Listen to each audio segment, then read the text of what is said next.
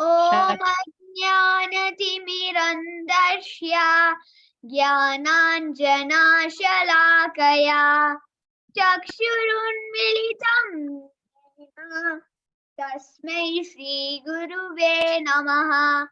श्रीचैतन्यमनोभीष्टं स्थापितं येन भूतले स्वयं रूप कदा मायं ददाति स्वपदान्तिकं।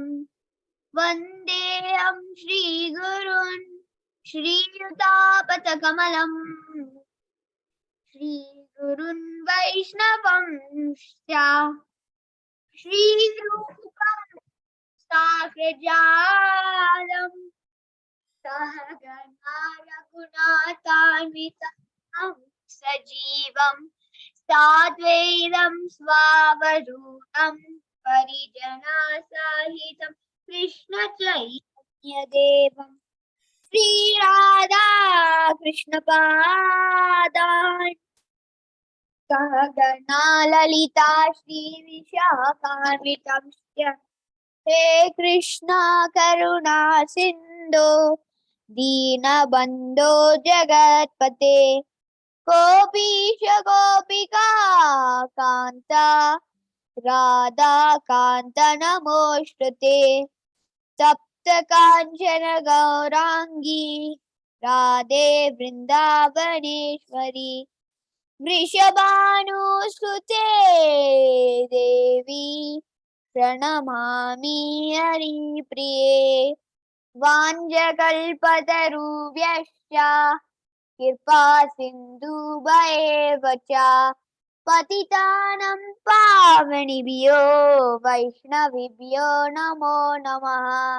जय श्री कृष्ण चैतन्य प्रभु नित्यानंद श्री अद्वैत गदाधर श्रीवासादि गौरभक्तवृंद। हरे कृष्णा कृष्ण कृष्ण हरे हरे हरे राम राम राम हरे हरे। हरे Krishna. Hare Krishna, Shashwin. Thank you very much for the wonderful Mangalacharan. Hare Krishna, Prabhuji. Dandavat Pranam. Please accept my humble obeisances from everybody who have joined and are about to join in this group. Prabhuji, we are reading the Srimad Bhagavatam. We are on Canto 1, Chapter 13. And the text for today is text 11, 12, and 13, Prabhuji. Jai, Haribol. Dandavat Pranam. Glories to Prabhupada. Dhritarashtra quits home. Apida Suridas Tata Bandava Krishna Devataha Drishta Shruta Vayadava Swapuryam Sukamasati. Translation. My uncle, you must have visited Dwarka. In that holy place are our friends and well-wishers, the descendants of Yadu, who are always wrapped in the service of the Lord Sri Krishna. You might have seen them or heard about them. Are they all living happily in their abodes? Purport by His Divine Grace, A.C. Bhaktivedanta Swami Srila Prabhupada. The particular word Krishna Devataha, that is, those who are always wrapped in the service of Lord Krishna, is significant. The Yadavas and the Pandavas, who are always wrapped in the thought of the Lord Krishna and his different transcendental activities, were all pure devotees of the Lord, like Vidhura. Vidhura left home in order to devote himself completely to the service of the Lord. But the Pandavas and the Yadavas were always wrapped in the thought of Lord Krishna. Thus there is no difference in their pure devotional qualities. Either remaining at home or leaving home, the real qualification of a pure devotee is to become wrapped in the thought of Krishna favorably. That is, knowing well that Lord Krishna is the absolute personality of Godhead. Kamsa, Jarasandha, Shishupal, and other demons like them were also always wrapped in the thought of Lord Krishna. But they were absorbed in a different way, namely unfavorably, or thinking him to be a powerful man only. Therefore, Kamsa and Shishupal are not on the same level as pure devotees like Vidura, the Pandavas, and the Yadavas. Maharaj Yudhisthira was also always wrapped in the thought of Lord Krishna and his associates at Dwarka. Otherwise, he could not have asked all about them from Vidura. Maharaj Yudhisthira was therefore on the same level of devotion as Vidura, although engaged in the state affairs of the kingdom of the world. So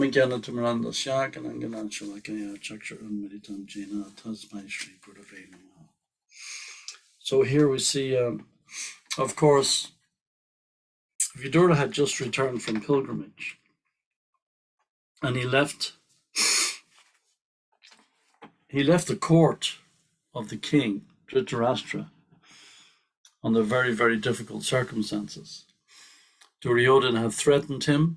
Of course, Vidura, as we know, Vidura is also a Kshatriya, like all the other members of the dynasty. He may have been born the son of a maidservant, but he was nonetheless Dhritarashtra's brother. And he was also a Kshatriya, and treated as such by everyone in the court, including Duryodhana.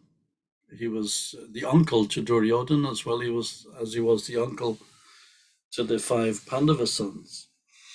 But of course, he was equipoised in all the advice he would offer to Dhritarashtra.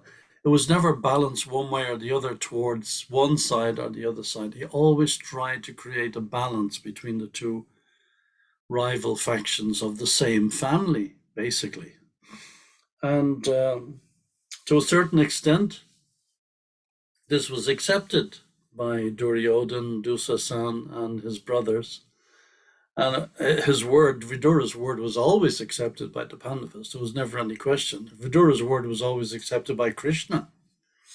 So, as we know from the Leela of the Mahabharata, when Krishna would visit the palace of Dhritarashtra, he would never stay in the opulent surroundings that were offered to him by Duryodhana. He always went and he stayed with Vidura. And he would eat Vidura's simple food. Vidura, although Kshatriya, he lived like a mendicant.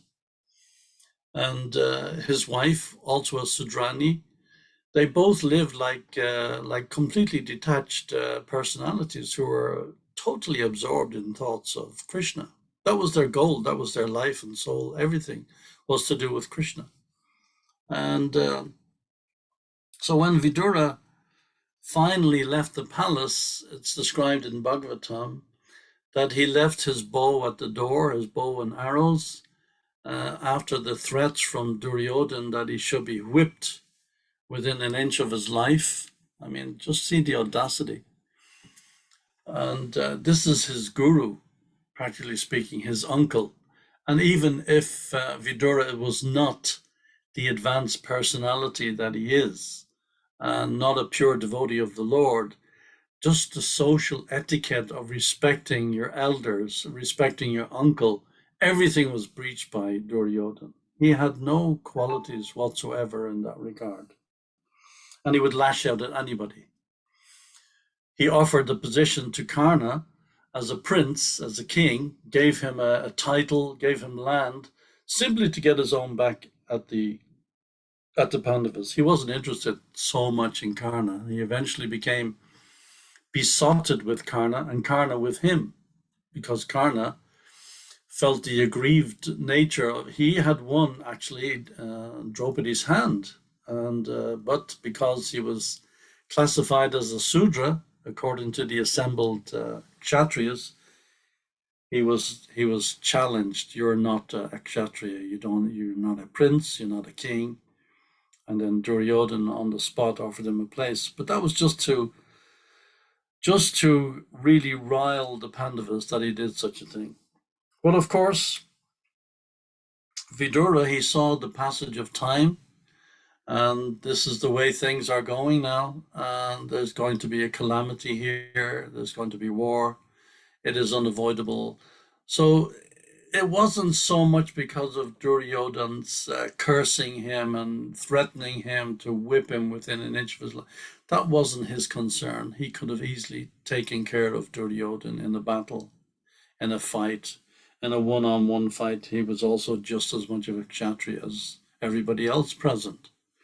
We tend to think of Vidura as the mendicant, which he is, but he's a detached Kshatriya. He's doing his duty. He's the advisor to the king. And he played his role 100% to perfection. So he just decided it's time to go. So now, many events and many years later, Vidura has returned. The battle is over. Even the Yadavas themselves are gone. Krishna is gone from the face of the earth. There's nobody left anymore. So many events have taken place, and of course, the Pandavas are not aware of these events that have taken place. So Yudhisthira, he's asking Vidura to please convey our regards to everybody. What has happened in Dwarka? Obviously, Yudhisthira is meditating, as are the other Pandavas. They're meditating 100% on Krishna. Krishna is their ultimate savior, their friend, who has guided them and taken care of them throughout the whole issue of the Battle of Kurukshetra. So after seating Vidura on a beautiful seat and a golden throne and worshipping him with chamras and fans and everything, and offering him opulent foodstuffs, then just out of respect, then of course Yudhisthira, the foremost thought in his mind is, so what's going on in Dwarka? Surely you must have gone to Dwarka and you must have seen Krishna and you must have seen the queens in Dwarka and what's happening there. That was what he was waiting to get to, because this is the thought of a devotee. In that holy place are our friends and well-wishers, the descendants of Yadu, who are always wrapped in the service of Lord Sri Krishna. You might have seen them or heard about them. Are they all living happily in their abodes? So, of course, Vidura now he's in a bit of a predicament. He knows what has gone on. As you know, the Yadavas were cursed by the sage because they were mocking him with this pretend pregnancy. They were cursed that the same pregnancy would be their destruction. So of course they had the iron bar in their belly, pretending to be pregnant. When they were greatly in fear of the curse of the sage, they ground up the iron bar into dust, threw it in the lake. But of course the reeds grew up from that, and when it came time, they became drunk. They became also engaged in a fight, and they all left because Krishna couldn't leave his own family. Imagine, the age of Kali is so strong, so forceful in its nature to completely immerse all of us in the tentacles of Kali, that Krishna couldn't take the chance of even leaving his own family behind, because he knew that with the onset of the age of Kali, of course, not his immediate descendants, his grandchildren and his children, they're not going to engage in these horrific Kali Yuga activities. But their descendants and their descendants and their descendants, eventually the whole thing will become a mess. So Krishna arranged this. He arranged for the so-called hunter to shoot the arrow in his ankle, and Krishna supposedly was shot by a hunter and he died. And that's the way the non-devotees like to see it, and the way they like to read it. Of course, as devotees, as aspiring devotees, we know better. So here, Prabhupada is saying that there is no difference in their pure devotional qualities, the Pandavas and the Yadavas, either remaining at home or leaving home, as a householder or as a sannyasi, as a renunciant, as a brahmachari, as a vanaprastha. It makes no difference. Yudhisthira was a king, completely surrounded by all this opulence. Not only a king of Hastinapur, Yudhisthira was the king of the planet. So you can imagine we have this so-called big, powerful country like America, and it has a president who's supposed to be the leader of the so-called free world, which is a joke. And but that's one insignificant country.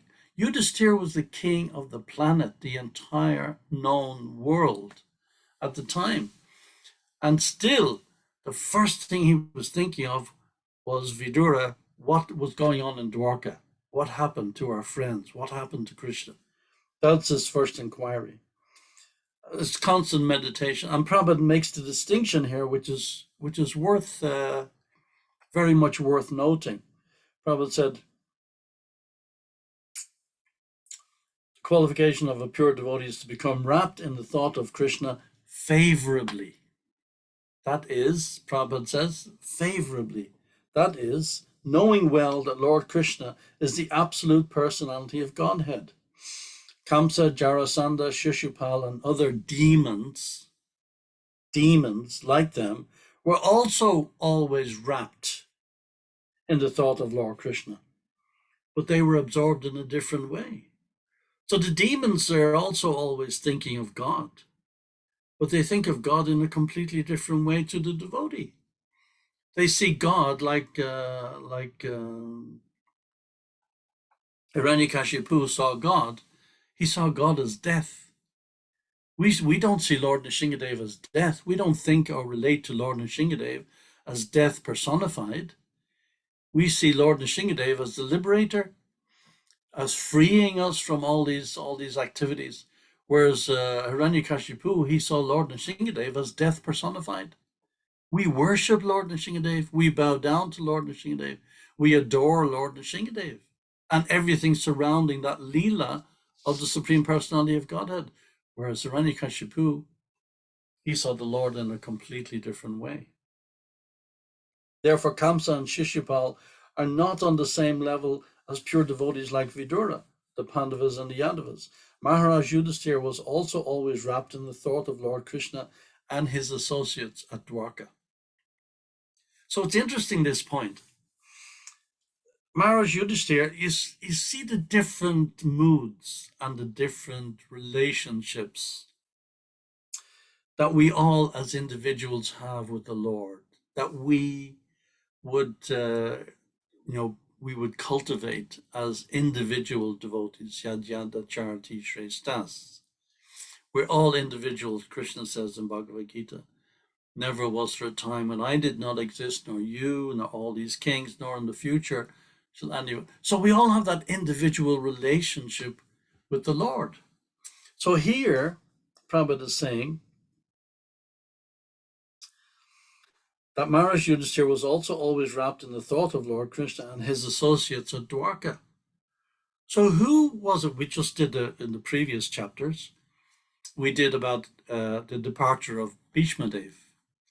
And if you remember, when Bhishma Dev was lying on the bed of arrows, and everybody, Duryodhan, the Pandavas, everybody, all the senior, Krishna, they all came to take advice from Bhishma. And it was described there, if we can recall, who was Bhishma meditating on and when he was leaving his body? Can you remember? Can anybody remember? He was Hare Krishna meditating. Prabhuji he was meditating on Lord Krishna with four-handed Yes. Krishna. And then afterwards, he was meditating on the gopis.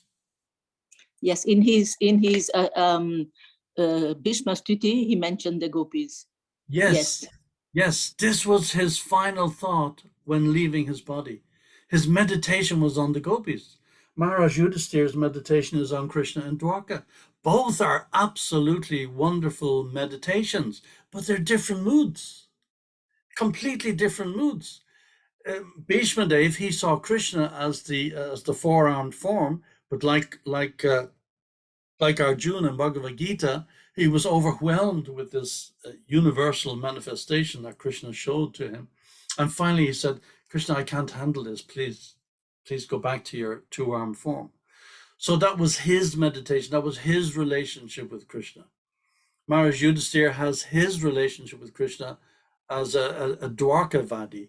And Bhishma, he has his relationship with Krishna by meditating on the gopis. Here's a kshatriya, a warrior, leaving his body on the battlefield, surrounded by all these amazing personalities, including the Supreme Personality of Godhead himself.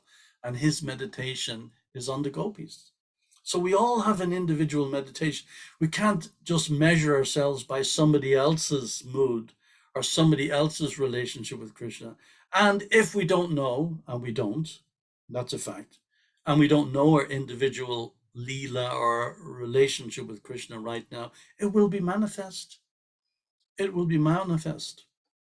Just like when Srila Prabhupada was writing Bhagavad Gita, and especially when he came to the West, and he brought those copies of the Srimad Bhagavatam with him, the Srimad Bhagavatam rather, and he brought those first 3 volumes of the Srimad Bhagavatam, those brown ochre colored copies of the Bhagavatam. They later on changed the purports in many ways under Prabhupada's supervision when they were printed in the West, and they were updated and streamlined and made a little more kind of acceptable to Western scholars, because Prabhupada wanted his books to be presented in all the universities. But nonetheless, none of the content was changed. The content always remained the same. They may have taken out some typographical errors and adjusted some full stops or commas here and there, but that was it. The content always remained the same. It's the same with with our relationship with Krishna. Our relationship with Krishna, Prabhupada used to say that these purports are written by my bhav. And whilst they may have been, there may be, as Prabhupada used to say about Shakespeare, his knowledge and his use of English is a little unusual, but he is accepted as the authority. So because Prabhupada is coming in this line of Mahabhagavats, he has written all these purports from his bhav, from his ecstasy of his relationship with Krishna. And then we are taking the advantage, we are taking the benefit of Prabhupada's bhav. That's what we're reading. It's not just ordinary literature that's giving a nice class or a nice idea as to what this verse means or what's the technical meaning of this, that, or the other verse. No, this is Prabhupada's bhav. This is Prabhupada's ecstasy that he's giving to us, that he's sharing with us. He could have easily stayed in Vrindavan. He could have easily stayed in Radha Damodar in his rooms. He was perfectly happy there. And he even said it himself, how many times have we heard it from Prabhupada himself? I didn't want to take sannyas. I absolutely did not want to take sannyas. I ran away from it 100 times. But my spiritual master, he forced me. He appeared to me in a dream. And then eventually I took sannyas. But I thought, where will I go? What will I do? How will I live? But Prabhupada, and then in his first classes in the West, when I heard a lecture the other day when Srila Prabhupada was lecturing on Srila Bhaktisiddhanta Maharaj's disappearance day, and Prabhupada said, but all you boys and girls, I left my family, I left my children, I left my wife, but now all you boys and girls, you have taken the place of my children. Before I only had a few children, now I have hundreds, thousands of children. And Prabhupada started crying, because this is Prabhupada's bhav. He's sharing that with us. This is a gift that we are very fortunate to be able to take into our lives and put into practice as best we can. But that is always an individual relationship we have with Krishna. We cannot begin to compare ourselves with other people or other devotees. Yes, we all have basically the same aspiration. We all want to be devotees. We all want to, at least we would like to think that we would like to have this as our last journey in this material world. And we would all like to go back to Godhead. in this lifetime. And Prabhupada said, yes, it can be done. It is not that we have to wait for lifetimes and lifetimes and lifetimes. In one class in Melbourne, someone in the audience asked Srila Prabhupada, so how long will it take? How many lifetimes will it take? And it's not possible to do it in one lifetime. Prabhupada said, it can be done in a second. Prabhupada practically ate the microphone. In a second, it can be done. So it depends on us. It completely depends on the degree of surrender. And the degree of surrender doesn't mean that we ignore the world around us and we completely forget about it and go off into some Mona Vrat kind of impersonalist meditation and cut ourselves off from everybody else around us, friends or family or society. No, not at all. We can also, in our own little humble way, we can also share our little bit of bhav with others around us who may not be in touch with this philosophy. We may not be erudite scholars. We may not have the command of thousands of slokas at our fingertips that we're able to quote at any given moment in time. That's really not the point. But we are aspiring devotees. Whatever little that we have learned, then we are in a position to be able to share that with others. That is our bhav. I remember in the early days at the Sunday feasts. The Sunday feasts in those days were insane. I mean, you're talking about 30, 40, 50 preparations at a Sunday feast. You'd have 10 or 15 sweets, different kinds of sweets. And I remember when I went crazy the first time I tasted Malpura. It was like, what is this? It was like insane. Or, I mean, gulabs and halva and all those things, but that was just the sweets, and then so many subjis and so many different kinds of rice and sweet rice and kheer, and I mean, it was just absolute madness. But the Sunday feast, because we lived very austerely, we had no money, we all slept on the floor, we hardly had a blanket in the middle of winter, cold showers, going out in a van for the week, and we come back on the weekend, going out in a van selling the books and selling paraphernalia. We go out on a Monday morning, come back on Saturday night. So the whole thing was the feast on Sunday, and all the brahmacharis would go crazy.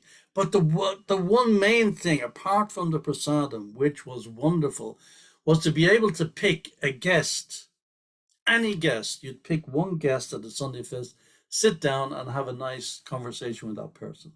Not necessarily stuffing shlokas down their throat, but just sitting. They'd always ask, wow, what is this preparation here? And how do you make this? Of course, I didn't have a clue how you made anything. I just ate it. But I would make up these stories. Oh yeah, you make this one that way and you make that one the other way and whatever. And then just engage in conversation, normal conversation. It's our job. It's our business to engage the praja, to engage the people, not to think that, oh no, I've made it. I have the golden horse. I've got Krishna consciousness in my pocket, and I'm chanting my rounds and I'm engaging in so many. No, that's not enough. We have to take on the same mood as Prabhupada took on with us when he came to West. And when he first landed in Boston, not knowing, that poem that Prabhupada wrote in Boston Harbor when he landed there. I mean, he doesn't know where he's going. He doesn't know what he's going to do. He doesn't know what is going to happen. Can you imagine? You know what it's like to fly into America? And it's a really lonely, very desolate place. And you're flying in Prabhupada arrived on a ship in the harbor, knew nobody, no contacts whatsoever. An agent met him at the port in New York and sent him to Pennsylvania on a bus to Butler. He hadn't got a clue. He was sharing a fridge with people who were eating meat, and he was keeping his boga in the fridge. So, I mean, it was like an insane situation, and Prabhupada had just come from Radha Damodar. But now look what came out of that. We're not Prabhupada. We don't have Prabhupada Shakti, but we have taken on a little bit of Prabhupada's mood, and we have the opportunity to share that with others. You give a little, even you give a gulab to somebody who's never had a gulab before. And, that person has tasted prasadam. That person has tasted that bhav, that ecstasy. You share your realizations in your own words with people that you know or people that you just meet on a bus, on a train, on a plane, whatever it might be, walking along the street, going to the shops, going to the mall, however it may be. There's always some opportunity to share something. Just a kind word, a kind gesture, anything. But we have to go in that mood also, not just be creeping and we keep all the prasadam for ourselves, and we keep all the malpuras for ourselves, as I used to stack them in my locker in the brahmachari ashram. But we should just share this as much as possible with everybody we meet, whoever you meet. This is the instruction of Mahaprabhu. Whoever you meet, whoever you see, anybody, you just immediately give them Krishna. And it doesn't have to be in a sectarian, dogmatic way either. We just have to immediately give them whatever we can in our own words, in our own way, and then pass on what Prabhupada has given us. So if we can just cover the next verse. Thus being questioned by Maharaj Yudhisthira, Mahatma Vidura gradually described everything he had personally experienced, except news of the annihilation of the Yadu dynasty. Compassionate Mahatma Vidura could not stand to see the Pandavas distressed at any time.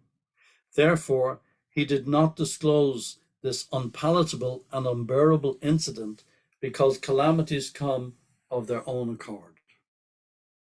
Purport. According to Niti Shastra, civic laws, one should not speak an unpalatable truth to cause distress to others.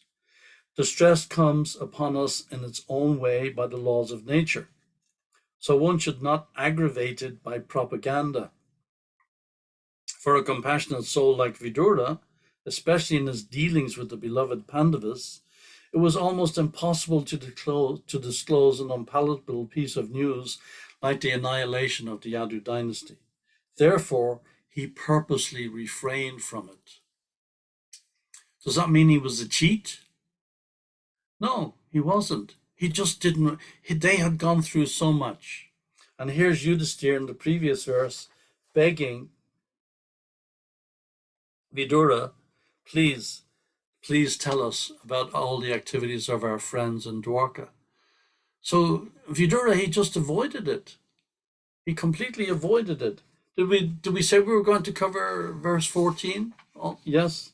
So let's do verse 14. Thus Mahatma Vidura, being treated just like a godly person by his kinsmen, remained there for a certain period just to rectify the mentality of his eldest brother, and in this way bring happiness to all others. Purport.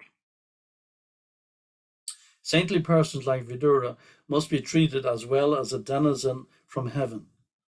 In those days, denizens of heavenly planets used to visit homes like that of Maharaj Yudhisthira. And sometimes persons like Arjuna and others used to visit higher planets. This is inconceivable to us. This kind of descriptions, we really need to have faith in the words of Srila Prabhupada. We really do. When we're reading purports like this, when we're reading incidents like this, how can an ordinary Jivatma, how can he go to other planets in the self-same body? Like Arjuna. Arjuna traveled throughout the universe. How many weapons are there described in the Mahabharata that were given to Arjuna by amazing personalities? Absolutely amazing. And he traveled to the planets of these personalities in the self-same body. Just like in the case of Ajamil. I mean, Ajamil was not even a devotee, born a Brahmin, lived with a prostitute all his life, was a thief, a rogue, a vagabond, completely useless person, absolutely no good for anything. Of course, it's quite some time in the future before we start to do the sixth canto, but it just came to mind. And he's chanting the name of his son in desperation, calling out his son at the time of his death. And what happens? Well, we know the story. The Vishnudutas immediately arrive. Immediately. And tell the Yamadutas, what are you guys doing here? Get out of here. The Yamadutas don't know what's going on. They'd never seen these personalities before. Well, who are you? You better go back to your lord and master, who was Vidura, Yamaraj, and ask him. But you have no authority here. And then Ajamil is looking at this, observing this conversation backwards and forwards. He's being reefed out of his body by the ropes of the Yamadutas, absolutely desperately ready to meet the point of death. And he's saved by the Vishnudutas. So they send him off, the Yamadutas off to Yamaraj. You go and have your conversation. And that's another section of the Bhagavatam, the conversation between the Yamadutas and Yamaraj himself. And then, of course, Ajamil gets his act together. He's saved. We know that book that we've printed, the BBT have printed, A Second Chance, that we sell all over the world and translated in so many languages. Very, very popular book. And then at the end, he went to Hardwar, got his act together, started to meditate on the Lord. And then at the end, what happens? The Vishnudutas come. At this stage, Ajamil is 80 odd years old. So, I mean, quite a few years have passed since that whole incident with the Yamadutas. So 80 odd years, he's 80, I think, for what I recall, 88 years from, it's a while since I read that Bhagavatam. Upon seeing the Vishnudutas, Ajamil gave up his material body at Hardwar on the bank of the Ganga. He regained his original spiritual body, which was a body appropriate to associate with the Lord. Again, it depends on his bhav. It depends on his mood. He was given a body appropriate to associate with the Lord. And then what happened? Accompanied by the order carriers of Lord Vishnu, Ajamil boarded an aeroplane made of gold, drawn by swans. Passing through the airways, he went directly to the abode of Lord Vishnu, the husband of the goddess of fortune. So that was his mood. He was worshipping the Lord in a mood of awe and reverence. So he went to Vaikuntha. If our mood is different, we're worshipping the mood in a more intimate way, like we hear so many from Srila Prabhupada's disciples and directly from Prabhupada himself in his conversations. His mood appears to be one inclined towards the cowherd Leela in his association with Krishna. That appears to be. So that's Prabhupada. We all have our own individual relationship with Krishna. So it depends completely on the mood. So here, Mahatma and Vidhur are being treated like a godly person. So these personalities used to visit these so-called ordinary individuals, living entities. They were great personalities, pure devotees of the Lord, but they were visited, just like there's a famous case in Conway Hall.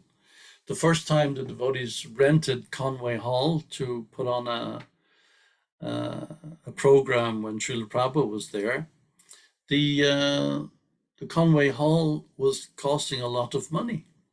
And devotees regularly did programs there, but the first time they did a program there, half a dozen people turned up. There were more devotees there than there were guests, as we used to call people who came to the temple, guests.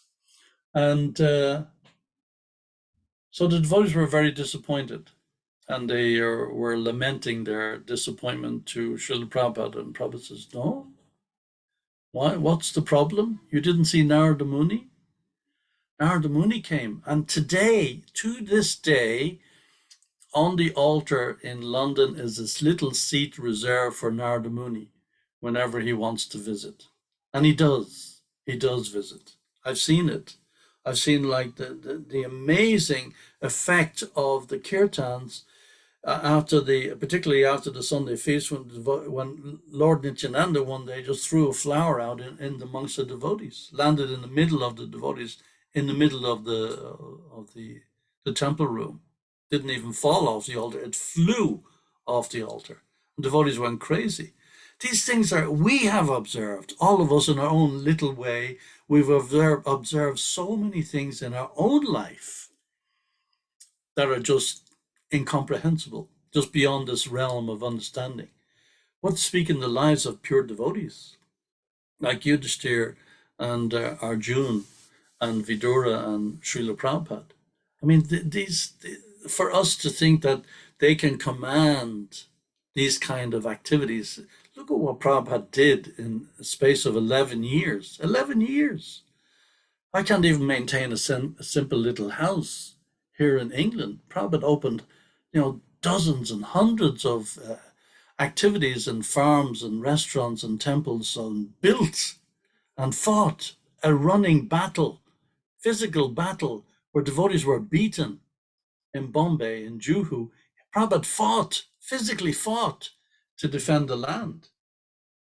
So Prabhupada exhibited those kshatriya qualities when it was needed, and but at the same time, he exhibited the most amazing compassion for the praja, for the population. And we are Prabhupada Nugas. We are following in Prabhupada's footsteps. So we need to follow in that mood also of giving whatever we have been given by Prabhupada, give at least a fraction of it back to the population. Even Narada used to visit the palace of Maharaj Yudhishthira, what to speak of the other celestial demigods. It is only the spiritual culture of the people concerned that makes interplanetary travel possible, even in the present body, Prabhupada is saying. That's an interesting phrase. It is only the spiritual culture of the people concerned that makes interplanetary travel possible, even in the present body. Maharaj Yudhishthira therefore received Vidura in the manner of reception offered to the demigods. Mahatma Vidura had already adopted the renounced order of life, and therefore he did not return to his paternal palace to enjoy some material comforts. He accepted out of his own mercy what was offered to him by Maharaj Yudhishthira, but the purpose of living in the palace was to deliver his elder brother Dhritarashtra. So here we have this compassion. Vidura is remembering Dhritarashtra. He knows the battle of Kurukshetra has taken place. He knows everybody has been wiped out. Dhritarashtra lost his 100 sons. He's completely devastated. If you recall from the Mahabharata, after Yudhishthira took permission from Dhritarashtra to ascend the throne. Imagine, after all that trial and tribulation, devastation that was caused by Dhritarashtra, just pandering to his own son, still Maharaj Yudhishthira took permission from Dhritarashtra, out of respect, again, out of respect, complete opposite of the lack of respect shown by Duryodhana to Vidura.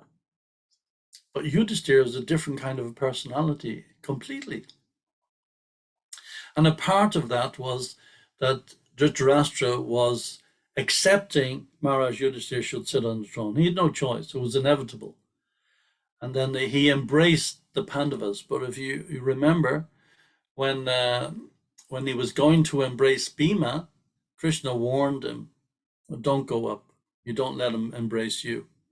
So there was this iron statue that they used to practice, that Duryodhana used for practice when he was practicing with his gada, with his what do they call gada in English? What's a gada? I Mace. forget. Is it mace? Yes, his mace. Yes, when he was practicing with his mace, he would bang this iron statue that was carved in the same shape as Bhima.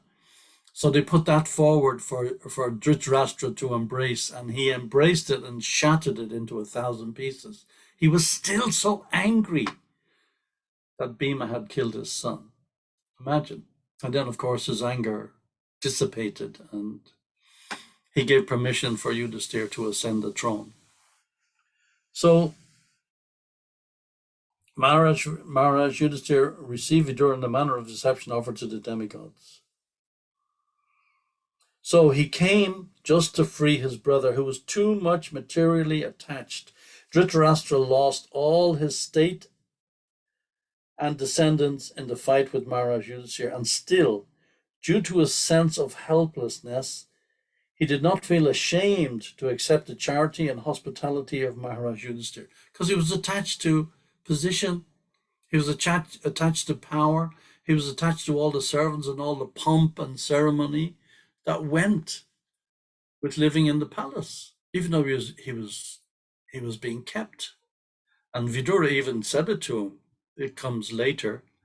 You're being kept just like a kept dog. Imagine, he had to be so strong. And like when Mother Sita went off to the forest with Lord Ramachandra, when Dhritarashtra realized from his brother's words, yes, this has to stop. I have to wake up here and try and get my act together. Then Gandhari, she agreed to go with her husband, just like she had been a chaste wife her whole life, tied a blindfold around her eyes her entire life. One of the most beautiful women on the planet. She purposely covered her eyes so she could be on an equal level with her husband. This is chastity.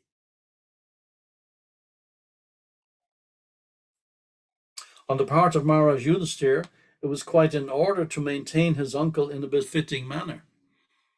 Yudhisthira didn't think that he was giving in charity. He thought, out of respect, he's the brother of my father, then I have to show respect. But acceptance of such magnanimous hospitality by Dhritarashtra was not at all desirable. He accepted it because he thought that there was no alternative. Because when you get used to living in a certain situation, you just automatically assume this is the only way to live. We settle into this comfortable life, so to speak, where we feel secure in our environment, and that's fine. There's nothing wrong with that. We don't want to be artificially placing ourselves in a position where we're uncomfortable or insecure. That's also madness. But at the same time, the whole idea is to understand it, to realize it's all temporary. No matter how opulent or how deprived our lives are, it's all temporary. It's nothing to do with us. It's like with Ajamil, he stepped out of one body and into a body appropriate to associate with Krishna. That's the key, appropriate to associate with the Lord. So we're cultivating that body. We are. That's already there. It's latent. It's dormant within us. It's always there. Always has been. We all have a relationship with the Lord. We just have to fan the logic of where is this relationship coming from and develop that relationship and cultivate it through the association of the spiritual master and the devotees and the Shastra, and really get to grips with the reality of what it is and this life that we're in. We have this chance now. We should not let it go. It is the duty of enlightened souls to deliver the fallen ones. And Vidura came for that reason. But talks of spiritual enlightenment are so refreshing that while instructing Dhritarashtra, Vidura attracted the attention of all the members of the family, and all of them took pleasure in hearing him patiently. See? He's setting the example for others to follow. This is a Kshatriya. This is a leader setting the example for others. So much so, everybody was attracted to want to come to him and hear and listen to what he had to say and take his instructions. He didn't offer anything. He just offered words. But these words are powerful. They're astras. And these words, they have meaning because there is a potency behind them. There's this Shakti. Srila Prabhupada's words, they are loaded with Shakti. And then when we take advantage of them, we also take advantage of that Shakti, the same bhav as Prabhupada was giving to us. This is the way of spiritual realization. The message should be heard attentively. And is spoken by a realized soul, it will act on the dormant heart of the conditioned soul. And by continuously hearing, one can attain the perfect stage of self-realization. You see this? Continuously hearing. What is that verse? 9:14. Satatam kirtayanto mam yatantas chadrida vrata namasyantas chamam bhaktya nitya yokta upashate. Always chanting my glories. And what is the second line? Dridha vrat. We must take that vow of hearing with determination, chanting with determination. It's a vrat, it's a vow. Because you can be sure, guaranteed 100%, Kali will make sure you do not succeed. And you have to fight. You have to fight to make sure Kali fails. That's your job. That's our job. That's my job. Yes, we're going to be we're going to face the onslaught of Kali. And it's not a joke. It's Maya is not a joke. You don't get any warnings from Maya. Tomorrow, Vidura, next Tuesday, I'm going to attack you. I'm going to send you a text message, to make sure you're prepared. It doesn't work like that. It creeps up on you before you even know it, and boom, you're in Maya. And it's like a disease. When we have a disease, we're the first people to have the disease. We're the last people to realize it. It's manifested to everybody else around us, but we don't know it. So we have to take advantage of this. We have no choice. I mean, what are we going to go out into the material world and enjoy? Enjoy? What is there out there? Where is the enjoyment? Please tell me. Show me, I'll go tomorrow. Today, I haven't found it. Yes, spiritual life is a struggle. Spiritual life is an effort. It's an endeavor. There's no doubt about it. Following the process, waking up early, chanting our rounds, it takes an endeavor. There's no doubt about it. Nobody said it was going to be easy, but what is the alternative? What else is there? There's nothing, absolutely nothing. And we have Malpuras. I mean, who could ask for anything more? I mean, that's it. Enough said. So I'll take whatever questions or comments anybody has. Thank you very much for being so patient. Johnny. Jai. Thank you very much, Prabhuji, for this excellent class. Are there any questions or comments? I think everybody's satiated. Hare Krishna, Prabhuji, Hare Krishna, everyone. Very nice class, Prabhuji. Very enlightening class. Lots of new ideas and new examples in here. And as you said, Lord Krishna was dealing with like Kamsa Shishupal and so on. They saw the Lord as their not as devotees sees the Lord. They saw the Lord as maybe other enemies. So in this regard, we know that when Lord Krishna was in this material world, nobody knew that he was God. Nobody took him as God. Like if we take Devaki and Vasudev, Nanda Maharaj and Rashoda Mai, they took him as their beloved child. They didn't realize that he was God. And then his 16,100 wives took him as their husband. And the Brajvasis, they took him as their beloved son.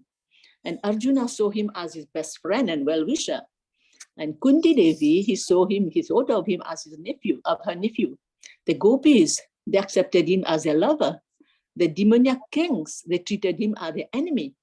Duryodhana saw him as a magician, because when he went as a messenger before the war, then Duryodhana wanted his guard to put him in jail. Then Krishna saw, he showed them his Virat Roop. And so Duryodhana saw that he was a magician. And Shishupal, he dealt with him as his opponent, because he snatched Rukmini from Shishupal. So he was an opponent to Shishupal. And Kamsa found him as dead. So nobody realized that he was the Supreme Personality of Godhead. Yet he accepted each and every one and dealt with them accordingly. And as he says in Bhagavad Gita, he says in chapter 4, text 11, hold on a second, please. He said that, yeah, Yeyatamam prapadyante tams tataiva bhajamyaham mama vartamana vartante manishya partha sarvasaha. As all surrender unto me, I reward them accordingly. Everyone follows my path in all respects, O son of Pritha. So we have a great example here, a great lesson that we should be taking. How we should deal with the Lord? What should be our approach? So we had to choose one of the rasas. 5 rasas are there, right? So we have to choose one. Yes. So thank you, Prabhuji. Thank you very much. I just wanted to add this little bit. Very nice talk. Hare Krishna. That was a wonderful comment. Yes, I never saw of it like that. That they all had their own individual relationship with Krishna, and the way you outlined the individual ways in which they can all connect with Krishna. The gopis as lover, and the Mother Yashoda as his mother. But of course, she was a little bewildered when Krishna ate the dirt, and then she opened his mouth to to examine what was in his mouth. Show me your mouth, as any mother would with her child who was eating dirt. And inside of the universes, and then inside the universe that she's looking at is the planet Earth, with Krishna also being open, having his mouth open by Mother Yashoda, and then inside that is another one and another one, and she just closed his mouth and said, okay, I can't deal with this. But yeah, that's a wonderful comment. Thank you very much. This is his Leela, he showed the Virat Roop on the battlefield, and that was a Vishwa Roop, the whole universe. And then Krishna, he realized that, okay, if my mother realized that I am the Supreme God, what is she going to do with me? Maybe sit me in a corner and feed me, and that's it, no interaction. So he ordered Yoga Maya just to make Yashoda Mai forget all about this. And then Yashoda Mai immediately picked the child and started breastfeeding because she was scared as well. Right? Because this is Krishna's Maya. Because Krishna's Maya is, he absolutely needs our love. Just like we need love, he needs our love. Yes. And if our love is coming only in the mood of awe and reverence, then of course it's not got the same sweetness as the mood of Mother Yashoda or Nanda Maharaj or the cowherd boys, because they just want to play around and have fun, and Madhu Mangal throws a flower in Krishna's mouth pretending that it's a gulab, and Krishna is cursing him. Why did you do that? That's horrible. And he spits out the marigold and said, you said you were giving me a piece of burfi, and now you gave me this marigold. Ugh, disgusting. So, and they're jumping on Krishna, and they're doing leapfrog with Krishna and all these things. But if the mood was, oh wow, where would that be?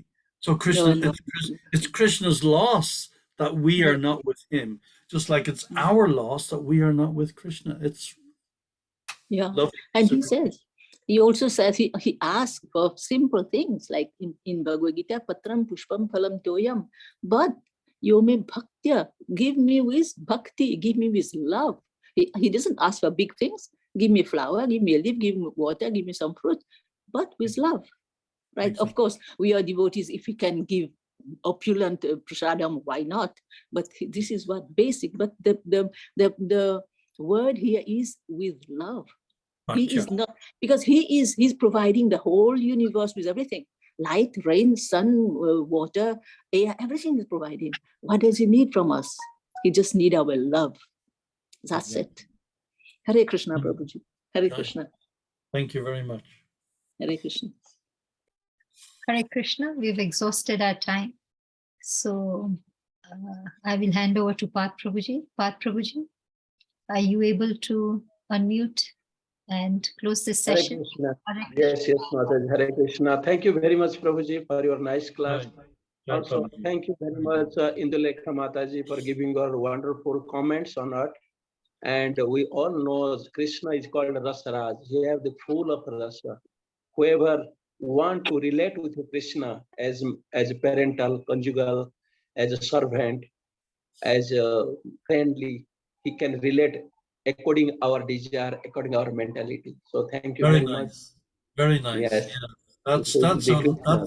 that's a lovely thought. Yeah, I'd forgotten that Yes, name of lovely. Krishna, Rasaraj. So Yes. thank you very much. Really, it's a wonderful class, and there were wonderful comments also, Mataji. And also, thank you very much, Prabhuji, for your class. Thank And you. we are so grateful for your Thank you for time. having me.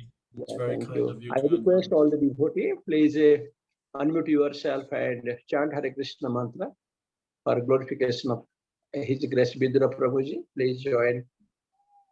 Hare Krishna, Hare Krishna, Krishna, Krishna Krishna Krishna, Hare Hare Rama, Hare Rama, Rama, Rama, Rama Rama, Hare Hare Hare. Hare. Vancha kalpa Kalpasya tarubhyascha kripasinduvaevacha patitanam patitanam pavanebhyo pavanebhyo vaishnavebhyo namo namo namah. namaha. Srila Hare Prabhupada ki jai. Jai. Jai. Hari Bol. Vidhur Prabhu Hari ki Bol. jai. Yes, Thank Lord. you. Hare Jai. Krishna. Hare Okay. Krishna. Thank you, Prabhuji. Thank you for the wonderful class. Hare Krishna. Hari Bol. Thank you, Thank you, Prabhuji. Prabhuji. Hare Hare Krishna. Krishna. Hari Bol. Good night. Hare Nice. Krishna. Thank you for an excellent class, Prabhuji. Hare Krishna. Thank you, Path Prabhu, for ending the session. Hare Krishna.